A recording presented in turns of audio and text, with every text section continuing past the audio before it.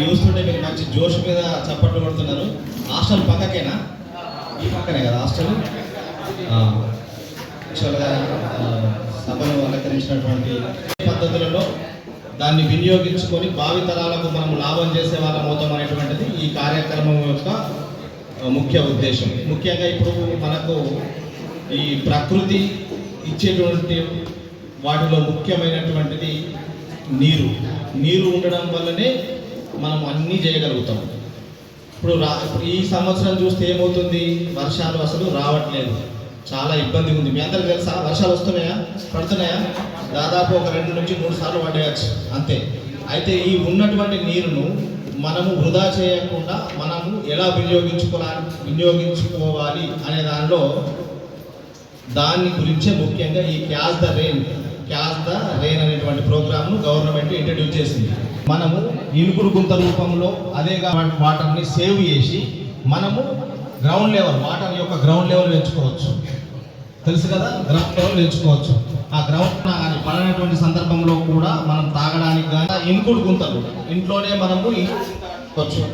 అంటే వర్షపు నీరును వృధా చేయకుండా ప్లస్ నీరును కూడా వృధా చేయకుండా ఇనుకుడు గుంతలు కట్టుకొని ఇనుకుడు గుంత ద్వారా జరుగుతుంది.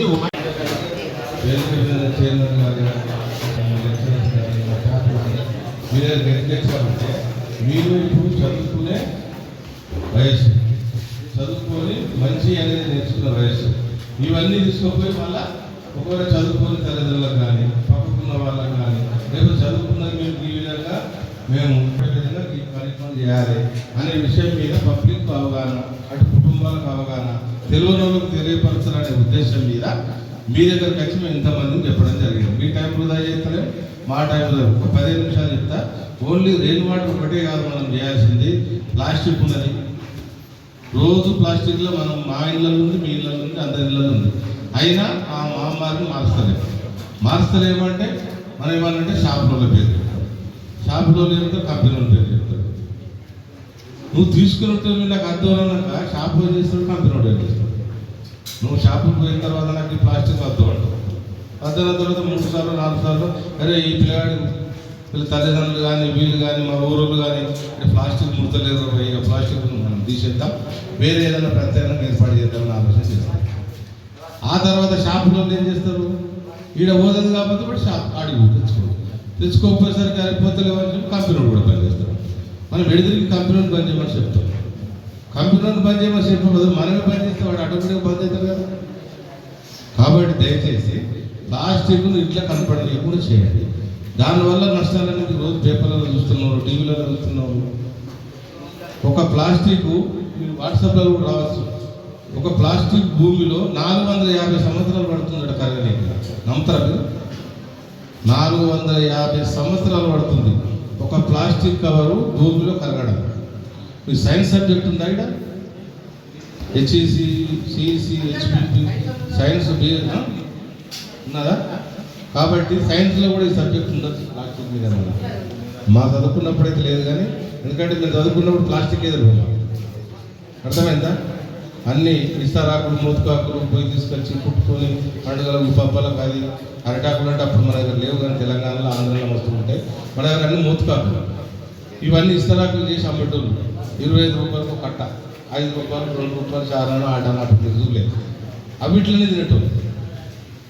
అర్థమైందా? ఇప్పుడు అన్నీ బంద్ అయినాయి ప్లాస్టిక్. కాబట్టి దయచేసి ప్లాస్టిక్ మహమ్మారితో క్యాన్సర్ ఇంకా అన్ని రకాలుగా ఇబ్బందులు అవుతున్నాయి. కాబట్టి అదొకటి. రెండోది నీరు వృధా. మెయిన్ ఇలా వచ్చిన సబ్జెక్ట్ ఏంటంటే ఈ సీజన్లో వర్షాలు పడతాయి కాబట్టి నీటిని వృధా చేయొద్దు. ఇప్పుడు మన చేతులు కడుక్కుని బిందెలకెళ్ళి తీసుకోనో లేకపోతే కోరకాడ తీసుకోనో కడుక్కున్నాం, ఆ నీళ్ళని నిండిపోతుంది. లోపల ఇంతలేదు, ఏదో మనం కట్టించిన మోరో కచ్చా మోరో ఏదో మోరో లేకపోతే పక్క జాగలో పోతుంది. అవి మళ్ళీ ఎండకో బిడ్డకో అంతా ఆరిపోతుంది, కానీ లోపలికి పోతుంది. కాబట్టి ఈ సోప్ పిట్ అంటారు, అంటే ఇంకుడు గుంత రెయిన్ వాటర్ హార్వెస్టింగ్ స్ట్రక్చర్స్. అంటే ఇల్లును బట్టి, మనం వాడకాన్ని బట్టి, నీటిని బట్టి మనకు సైజులు ఉంటాయి. ఇప్పుడు అపార్ట్మెంట్ ఉందనుకో కొంచెం పెద్ద సైజు తీసుకుంటాం. ఒకటే ఇల్లు ఉంది, 100 గదాలు, 50 గదాలలో, 200 గదాలు కట్టుకున్నాం, ఒకటి దానికి ఒక సైజు ఉంది.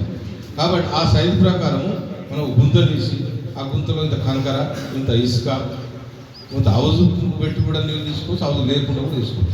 ఈ వాడిన వాటర్ అంతా దాంట్లో పోయి ఆ రాళ్ళ మీదకి వెళ్ళి కిందికి లోపలికి భూమిలో ఆవిరైపోతుంది. ఆ మీదికి వెళ్ళి ఎంత చెడ్డ వాటర్ అయినా ఆ రాళ్ళ కింద మీదికి వెళ్ళి పోయి కింది వేస్తే ప్యూరిఫై వాటర్ తయారవుతుంది. మనం ఏదో మినరల్ వాటర్ అది వాటర్ తాగుతాం, మినరల్ వాటర్ కూడా డేంజరే. మీరు తాగడానికి తీయ ఉంటుంది, బాటిల్ అందంగా కనపడుతుంది, దానంత డేంజర్ కూడా లేదు. నేను కూడా తాగుతున్నాను, కానీ పరిస్థితుల ప్రాబ్లం ఉంటుంది. కానీ మారడానికి ప్రయత్నం చేద్దాం. ఇప్పుడు సీజన్ వేడి చేసి చల్లగైన తర్వాత తాగండి. బోరువెచ్చని నీళ్ళు మరీ మరిగేంత వరకు అవసరం లేదు, కొంచెం బోరువెచ్చని నీళ్ళు చేసి చల్లగైన తర్వాత తాగితే అందులో ఉన్న బ్యాక్టీరియా చనిపోతుంది, మనకు శుద్ధ వాటర్ కూడా వస్తుంది. కాబట్టి దయచేసి ఇవన్నీ మీకెందుకు చెప్తున్నామంటే భావితరాలకు మీరే మాకు మూలం. తల్లిదండ్రులకు చెప్పగలుగుతారు, పక్క వాళ్ళకి చెప్పగలుగుతారు. కాబట్టి దయచేసి మీరు అవగాహన కల్పించుకొని మీ క్లాస్ ఇవ్వమంటే క్లాస్ కూడా ఇక్కడ చెప్పిస్తాం ఇంకా తెలిసిన వాళ్ళతోటి. కాబట్టి దీనికి అందరికీ సహకరించి మీరు రేపటి నుంచి ఇళ్ళల్లో పక్కూర్లకు కానీ రోడ్డు మీద కనపడలో కానీ ఇంట్లో తడిచెత్త పొడిచెత్త బండ్లు కూడా మనకు వస్తున్నాయి. తడిచెత్త అంటే మనం తినే తిండి, రాత్రి మిగిలింది ఏదైనా ఉంటే దాన్ని అన్నం మిగిలింది, కూరగాయలు మిగిలినాయి, అవన్నీ మనం తడిచెత్త కింద పనిచేస్తాయి. పొడిచెత్త అంటే మనం తాగి పడేసిన సీసా బాటిల్ కానీ లేకపోతే ప్లాస్టిక్ ఏమంటారు దాని అట్ట ముక్కలు కానీ ఇవన్నీ మనకు పొడి చెత్త. అది సరే పొడి చెత్త అంటే 2 రోజులు మనం 4 రోజులు మూలకి చేసినా దాని మీద ఏం ప్రభావం ఉంటుంది. అదే తడి చెత్త మిగిలిన తెల్లారి వరకు పాసిపోయి దాని మీద పురుగులు వస్తాయి. కాబట్టి దాన్ని వేరే దీన్ని వేరే. ఇందులో హోమ్ కాంపోస్టింగ్ అనేది ఉంటుంది, అది మీకు తెలియదు. ఇంకా హోమ్ కాంపోస్టింగ్ అంటే ఒకవేళ పెరడు జాగాలు ఏమైనా ఉంటే ఇంకా గుంత తీసి మనం ఏదైతే మిగిలిన అన్నం ఉంటుందో దాంట్లో వేస్తే 4-5 రోజుల లోపల పురుగు ఏర్పడి మొత్తం తినేసి మనకు ఎరువులాగా తయారు. అవసరమైతే వానపాముల చేపలు పట్టడానికి ఎర్రలు అంటుంది, ఐడియా ఉందా? ఊర్లలో చేపలు పడతారు. ఆ ఎర్రలు తీసుకొచ్చి 2 నెలలు వేసినాక తినేసి ఆడ కూడా ఎరువు. ఆ ఎరువుతో మనం సంపాదించాం. కనీసం మనం ఇంట్లో పెంచుకునే మొక్కలకైనా ఎరువులాగా పనిచేస్తుంది. ఇది హోమ్ కాంపోస్టింగ్ లాగా ఉంటుంది. ఇవన్నీ మనం కలిసి ఒక 2 రోజులు 2-3 కాలేజీలు ఒక దగ్గర పెట్టుకుని ఒక ట్రైనింగ్ లాగా పెట్టుకుందాం. ఎందుకంటే ఫ్యూచర్లో మీకు కూడా సబ్జెక్ట్ పనిచేస్తుంది, ఆచరణలోకి ఇస్తే ఉపయోగం కూడా ఉంటుంది. ఇది 3వది ఏంటి, ఖచ్చితంగా మరుగుదొడ్లు వాడాలి. కొందరికి ఇప్పుడు ఊర్లలో కట్టుకున్నట్టు బయట ఉండడానికి అవకాశం లేదు. ఊరతో ఉంది కానీ వాళ్ళు బాత్రూమ్ ఉన్నా దాన్ని కోళ్ళు కమ్మడానికో లేకపోతే వేరే సామాన్ వేసుకోవడానికో వాడుతారు, బాత్రూమ్ వాడతలేదు. అంటే 90% మారిండ్రు. కానీ ఇంకొక 10% ఆలోచన, సిగరెట్ ముట్టించుకునో బీడు ముట్టించుకునో ఆగే చెట్ల కింద పోదామని ఆలోచన ఉంటుంది. కాబట్టి బయట బహిరంగ మల విసర్జన కూడా దయచేసి చేయాలి.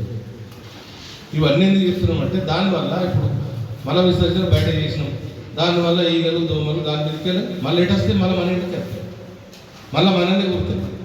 రకరకాల జబ్బులు. ఇప్పుడు ఈ సీజన్ ఇప్పుడు డెంగ్యూ, వచ్చే నెల సీజను గ్యాస్ట్రోఎంటరైటిస్, జీ కేసులు అంటే తెలుసు కదా, మోషన్స్ వామిటింగ్స్. అర్థమైందా? అంటే ఒక్కొక్క సీజన్ ఒక్కొక్కటి. ఇప్పుడు దోమలు మన వద్దన్న వస్తాయి, అవి పారదోలాలంటే కనీసం మన చెత్తను మన ఇంటి మూడు కాకుండా మాకు వచ్చే బండ్లు, మీ ఇంటి మూడుకి వచ్చే బండ్లకు అయ్యేది, లేకపోతే దాన్ని భద్రపరిచి ఇవాళ బండి ఖరాబ్ అయింది మామూలు రాకపోవచ్చు తెల్లాలి. కాబట్టి దయచేసి చెత్తను ఏదో వస్తలేదు కదా ఆడ పడేస్తా, నా ఇంటి మూడికి పోతుంది దాని ఇంటి మూడు మూల మీద పడేస్తా అంటే ఆ ఇంటి మూడు మూల మీదకి మనం మనకేస్తాయి ఇంట్లో. కాబట్టి ఆ ఆలోచన పెట్టుకోకుండా ఆ చెత్తను మీ ఇంట్లోనే దాచిపెట్టుకొని మా బండి రాగానే ఇవ్వండి దయచేసి. కాబట్టి ఇవన్నీ మేము అర్థం చేసుకొని మాకు సహకరిస్తారని కోరుతున్నాం. ఈ అవకాశం ఇచ్చినందుకు ప్రతి ఒక్కరికి ధన్యవాదాలు. Thank you. మున్సిపల్ కమిషనర్ గారికి, అలాగే సార్ గారికి, అలాగే ప్రిన్సిపల్ నారాయణ గారికి, ఇక్కడ ఉన్న స్టూడెంట్స్కి అందరికీ నమస్కారాలు.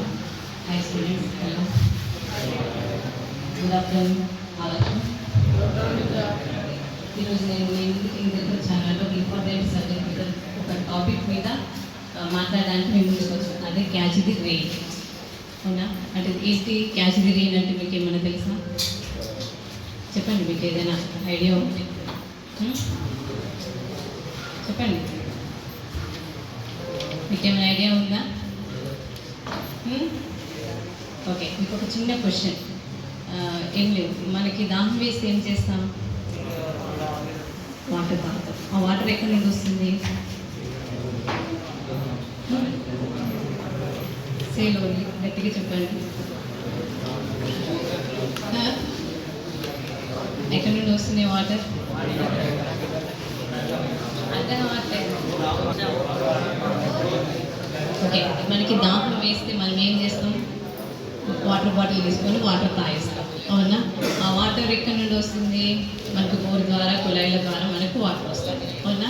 నెక్స్ట్ వన్, మనకి ఈ భూమికి వాటర్ ఎక్కడి నుండి వస్తుంది? వర్షం నుండి వస్తుంది, అవునా? అంతేనా? వర్షం నుండి వస్తున్నాయి కదా. అప్పుడు మనం ఏం చేస్తున్నాం? కాంక్రీట్ రోడ్స్, డాంబర్ రోడ్స్తో మనం రోడ్స్ అన్ని కవర్ చేస్తున్నాం. ఆ వర్షం నుండి వచ్చే వాటర్ అంతా ఏమైపోతుంది? వేస్ట్గా, అంటే డ్రైనేజ్లోకి వేస్ట్గా వృధా అయిపోతుంది, అవునా? అప్పుడు మన ప్రధానమంత్రి గారు ఏం చేశారు? మన గౌరవ ప్రధానమంత్రి గారు ఒక స్లోగన్ ఇచ్చారు, అదే క్యాచ్ ది రెయిన్. అంటే మన వాన నీటిని ఒడిసి పట్టుకుందామని చెప్పేసి, ఓకేనా? అలాగే మనం వాన నీటిని ఎందుకు దాచుకోవాలి అని మీకు ఒక క్వశ్చన్. ఎందుకు దాచుకోవాలి? మీ దగ్గర మనీ ఉంటే మీరు ఏం చేస్తారు? బ్యాంక్లోనో మీరు సేవ్ చేస్తారు, అవునా? అలాగే మనం కూడా వాటర్ని సేవ్ చేయాలి. అది ఎందులో? భూమి అనే బ్యాంకులో మనం సేవ్ చేయాలి. దీనినే భూగర్భ జలాల రీఛార్జ్ అంటారు. ఏమంటారు? గ్రౌండ్ వాటర్ రీఛార్జ్ అంటారు. మనం నీటిని ఎంత ఎక్కువగా భూమిలోకి పంపిస్తే ఎండాకాలంలో మన బోర్లు, బావుల్లో అంత నీరు ఎక్కువగా ఉంటుంది. దీనివల్ల ఏమవుతుంది? మనకు ఫర్దర్ ఫ్యూచర్లో ఎలాంటి నీటి సమస్య తలెత్తకుండా ఉంటుంది, అవునా? మేమేం చేయాలి మేడం అని మీకు ఒక క్వశ్చన్ మీకు మైండ్లో రేజ్ అవ్వచ్చు, అవునా? మేమేం చేయాలి అని అంటే, మీరు మీ పేరెంట్స్తో చెప్పండి, మీ ఇంటి దగ్గర, మీ ఇంటి చుట్టూ ఖాళీ ప్రదేశంలో ఒక ఇంకుడు గుంతను నిర్మించమని చెప్పండి. మీ పేరెంట్స్తో, అలాగే మీ చుట్టుపక్కల వారితో అందరితో చెప్పండి, ఒక ఇంకుడు గుంత నిర్మాణం చేయించండి అని చెప్పండి. చెప్తారు కదా?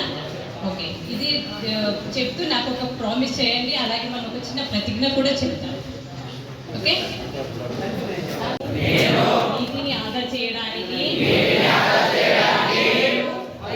దానిని వివేకంతో వినియోగించడానికి ప్రతిజ్ఞ చేస్తున్నాను.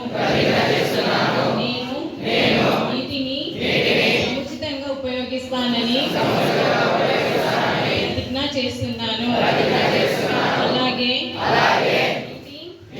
ప్రతి చుక్కను సంరక్షిస్తాను. జల్ శక్తి అభియాన్ క్యాచ్ ది రెయిన్ కార్యక్రమాన్ని విజయవంతం చేయడానికి సంపూర్ణ సహకారం అందిస్తాను.